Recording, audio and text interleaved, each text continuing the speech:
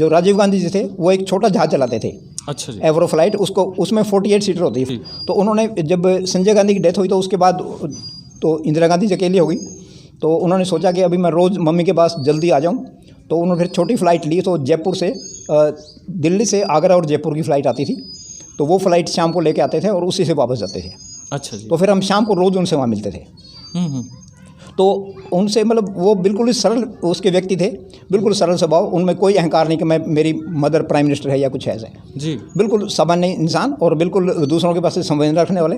तो कई बार वो मेरे से मिलते थे वहाँ पे। तो एक बार मैं किसी व्यक्ति का टिकट बना रहा था जी। तो टिकट बनाते हुए मैं लिख रहा था, तो पीछे से आकर मेरे कंधे को थपथपाया, कहता यू वर्क वेरी पीसफुली, तुम बहुत शांति से काम करते हो, तुम मुझे अच्छा लगा। फिर एक दिन आकर के मैंने टिकट बनाया, फिर कहने लगे कि आपकी राइटिंग बहुत बढ़िया है, ऐसे प्रशंसा की। हाँ अच्छा जी। नमस्कार, आज हम हैं राजकीय मॉडल संस्कृति प्राथमिक पाठशाला नन्हेड़ा, खंड इंद्री, ज़िला करनाल में, और हमारे साथ हैं एक ख़ास शख्सियत जो शिक्षा को समर्पित हैं, आदरणीय डॉक्टर रणजीत फूलिया जी। डॉक्टर रणजीत फूलिया जी हमारे जो शिक्षा का जगत है, सरकारी स्कूल विशेष तौर से, उनमें परिचय के मोहताज नहीं हैं। लगभग अध्यापक इनसे परिचित हैं और इनसे परिचय का कारण इनका भी अध्यापकों की तरह से, अध्यापकों से बढ़ चढ़ करके विद्यार्थियों के सर्वांगीण विकास को इनका जो समर्पण है वो इनके परिचय का कारण है। ये नियमित रूप से, अभी तो ये कोरोना का समय चला हुआ है, तो ये शिक्षा का पूरा एक तरह का कार्य रुका हुआ है, उसके बावजूद छोटे छोटे समूहों में ये लगातार काम करते हैं। नहीं तो कोरोना से पहले ये नियमित रूप से स्कूलों में जाते रहे हैं और जाकर के बड़ी बड़ी सभाओं को संबोधित करना, और इनकी प्रेरणा से बहुत सारे विद्यार्थियों को ख़ास तौर से अंग्रेज़ी विषय में पढ़ने की, सीखने की, बढ़ने की प्रेरणा मिली और मार्गदर्शन मिला, और इनकी वजह से बहुत सारे लोग बड़े बड़े पदों पर सुशोभित हुए हैं। तो हम डॉक्टर साहब आपका बहुत बहुत स्वागत करते हैं। तो हमें आप डॉक्टर साहब सबसे पहले तो ये बताएं, आपके जीवन का जो सफ़र है वो कहाँ पे आपका जन्म होता है, और पारिवारिक पृष्ठभूमि के बारे में हमें बताएं। नमस्कार दर्शकों, मेरा नाम डॉक्टर रणजीत सिंह फूलिया है और मैं हरियाणा राज्य के ज़िला पानीपत में गांव अटावलों में पैदा हुआ। उसमें ज़िला करनाल था, बाद में पानीपत ज़िला बना। वहाँ एक गांव अटावला है और उसमें 1958 में मेरा जन्म हुआ। और हमारे बिल्कुल साधारण परिवार में पैदा हुए, और जैसे गांव में होता है बहुत ही साधारण स्थितियां होती हैं और गरीबी का माहौल होता है, और सारे ग्रामीण क्षेत्र में बच्चे पिछड़े हुए होते हैं। तो वहाँ पर भी लेकिन रहते हुए भी हमने कोशिश किया कि जो संसाधन अवेलेबल हैं, उपलब्ध हैं, उनमें ज़्यादा से ज़्यादा प्राप्ति की जाए। तो हमारी बचपन से ही रुचि रही। हमारे परिवार में हम 3 भाई हैं। हमारे सबसे बड़े भाई एयरफोर्स में रहे हैं, अनूप सिंह जी, वो सबसे बड़े हैं, और उन्होंने शुरू किया था, उनकी प्रेरणा से फिर हम आगे पढ़ते गए। और एक हमारे दूसरे भाई हैं डॉक्टर राजरूप फूलिया जी, वो पढ़ करके IAS ऑफिसर बने और वो अभी वहाँ से सेवानिवृत्त हुए हैं एडिशनल चीफ सेक्रेटरी की पोस्ट से। और मैं डॉक्टर रणजीत सिंह फूलिया, और मैंने भी अपना हरियाणा के आर्य कॉलेज से पानीपत से मैंने BA किया, और उससे पहले मैट्रिक मैंने किया था एक पड़ोस के गांव से। उसमें 9 गांव में हाई स्कूल एक ही होता था, तो उसमें मैंने टॉप किया था और अकेली फर्स्ट डिवीज़न आती थी मेरी। उसके बाद मैंने आर्य कॉलेज पानीपत से BA किया, और BA करते हुए भी मैं डिस्ट्रिक्ट में टॉप करता था। फिर MA इंग्लिश करने के लिए मैं दिल्ली गया, और वहाँ से फिर मैंने MA इंग्लिश प्रीवियस ईयर करके फिर मैंने ट्रैफिक असिस्टेंट की पोस्ट निकली थी एयर इंडिया में, तो वहाँ मैंने अप्लाई किया और वहाँ मेरा चयन हो गया। तो उसके बाद फिर मैं 2 साल एज ट्रैफिक असिस्टेंट जयपुर में मैंने एयर इंडिया में, उसमें इंडियन एयरलाइंस बोलते थे, तो वहाँ पे मैंने काम किया। और उसमें हमारे साथ हमारे सहयोगी, हमारे पायलट थे श्री राजीव गांधी जी, जो भारत के प्रधानमंत्री बने, तो उनके साथ हमने काम किया है, और वो उनसे हमें बहुत मिलते थे। और वो भी मेरी कार्यशैली की और बहुत प्रशंसा करते थे। तो उनसे काफ़ी हमारी अच्छी मित्रता थी। वाह जी वाह। तो फिर मैंने 2 साल वहाँ काम करके फिर मैंने नेशनल इंश्योरेंस कंपनी में एज ए ऑफिसर ज्वाइन किया। फिर मेरी पोस्टिंग हुई करनाल में। तो वहाँ फिर मैंने 22 साल बीमा कंपनी में रहा हूँ मैं, और ज़्यादातर मेरी पोस्टिंग हरियाणा और दिल्ली में रही है। और मैंने पहले शुरू की करनाल डिवीज़न से, फिर वहाँ से मैं पानीपत में रहा ब्रांच मैनेजर, फिर मैं दिल्ली में चला गया। और मैं जॉब करते के साथ साथ फिर मैं अपना पढ़ाई का भी थोड़ा शैक्षणिक प्रगति में करता रहा जी। तो मैंने फिर MA पब्लिक एडमिनिस्ट्रेशन किया।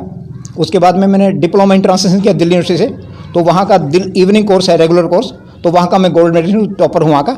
उसके बाद मैंने भारतीय विद्या भवन से टॉप किया है पत्रकारिता का कोर्स, जर्नलिज्म का, और वहाँ का भी टॉपर हूँ। उसके बाद फिर मैंने PhD किया है पब्लिक एडमिनिस्ट्रेशन में। तो उसमें भी मेरा टॉपिक था हरियाणा में जो सीनियर सेकेंडरी उनकी शिक्षा में क्या क्या प्रबंधन में क्या क्या दिक्कतें हैं, वो मेरा विषय था। तो उस पर मैंने PhD किया है। और मैंने 2004 में नेशनल इंश्योरेंस कंपनी से वॉलंटरी रिटायरमेंट लिया। उसके बाद मैं खास करके स्कूलों से जुड़ा, और स्कूलों में मैंने फिर बच्चों को अंग्रेजी, इतिहास, भूगोल, सामान्य ज्ञान, तर्क शक्ति और इन सभी विषयों पर उन बच्चों को पढ़ाया। और उनको फिर लिखने और बोलने, इंग्लिश, खासकर इंग्लिश ग्रामर, और उसके बाद फिर इनकी स्पोकन इंग्लिश, ये सब बच्चों को अभ्यास करवाता हूँ।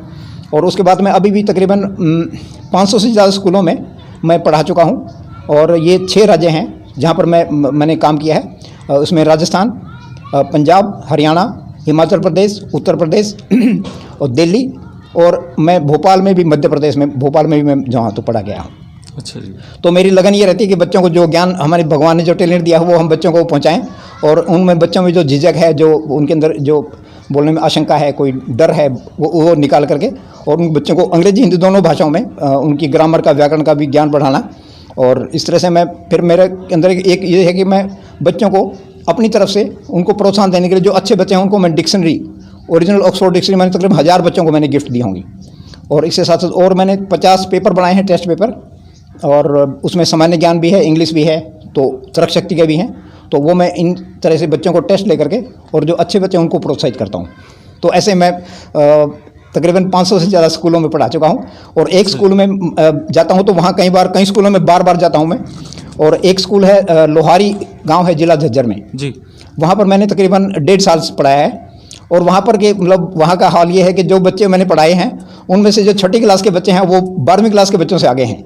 क्या बात है जी। इंग्लिश में आप टेस्ट लेंगे तो वो 12वीं क्लास के बच्चे से आगे 6ठी क्लास के बच्चे आगे निकल जाएंगे। तो ऐसे मैं कोशिश करता हूँ जो, और बहुत अच्छा लगता है इससे, जो मतलब बच्चों में प्रेरणा आती है।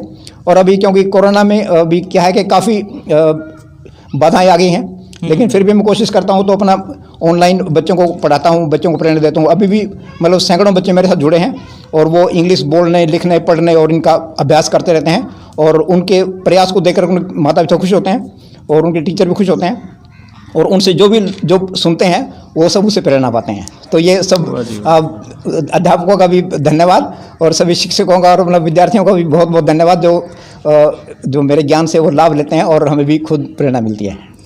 डॉक्टर साहब, आप हजारों विद्यार्थियों के, अध्यापकों के प्रेरणा स्रोत हैं। हमें बताएं कि आपके प्रेरणा स्रोत कौन हैं?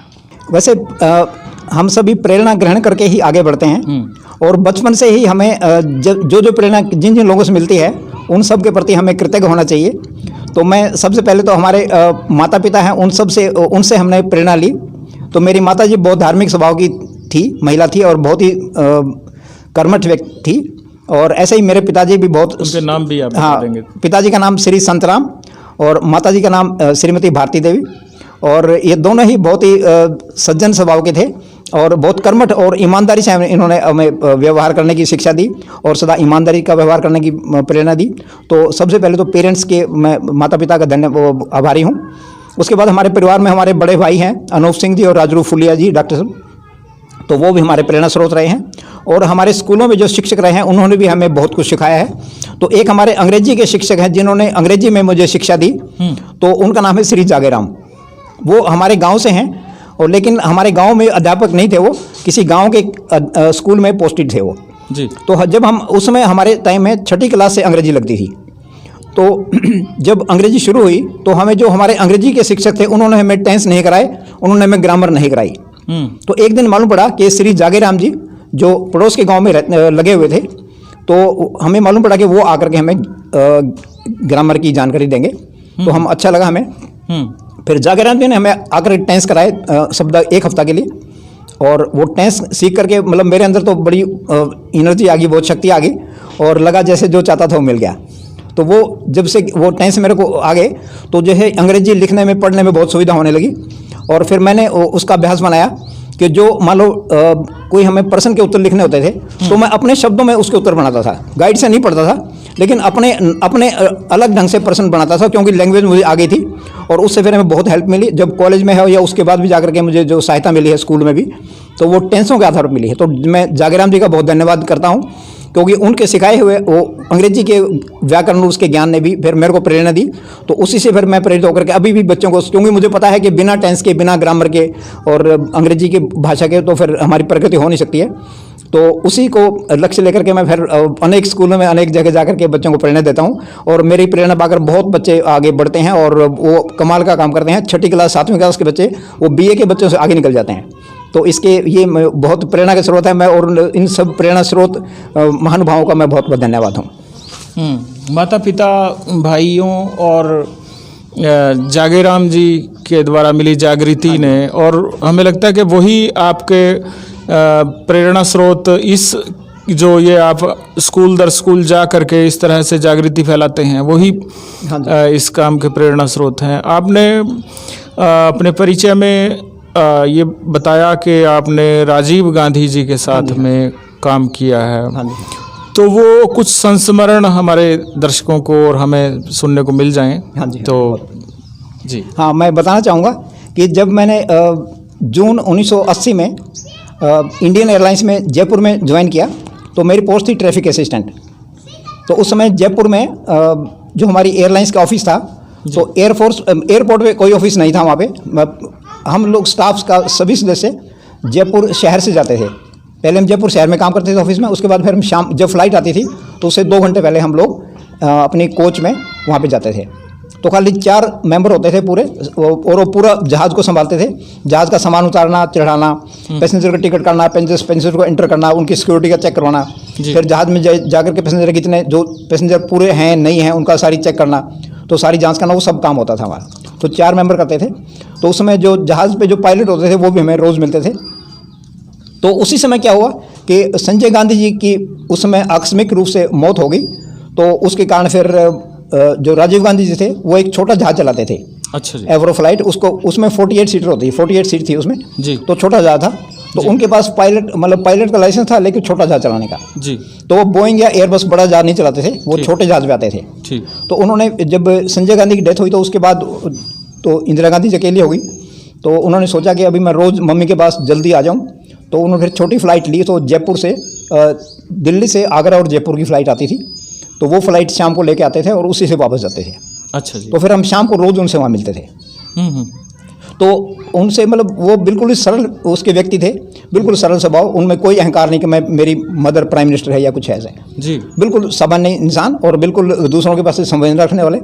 तो कई बार वो मेरे से मिलते थे वहाँ पे। तो एक बार मैं किसी व्यक्ति का टिकट बना रहा था जी। तो टिकट बनाते हुए मैं लिख रहा था, तो पीछे से आकर मेरे कंधे को थपथपाया, कहता यू वर्क वेरी पीसफुली, तुम बहुत शांति से काम करते हो, तुम मुझे अच्छा लगा।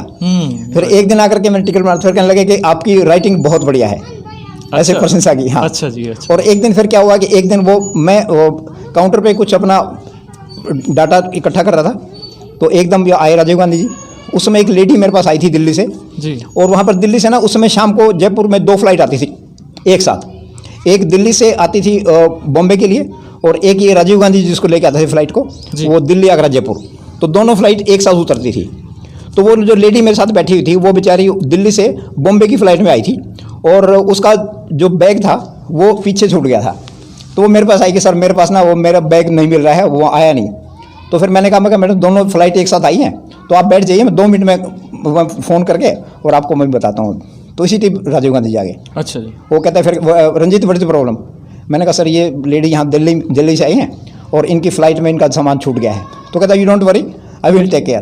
तो उसी टाइम उन्होंने दिल्ली फ़ोन किया, बताया मैं राजीव गांधी बोल रहा हूँ, और एक लेडी ये फ़्लाइट नंबर 493 से दिल्ली से आई हैं और इनका सामान चेक करके बताइए। उन्होंने चेक करके बताया हाँ सर यहीं छूट गया सामान, तो हम मॉर्निंग फ्लाइट से भेज देंगे।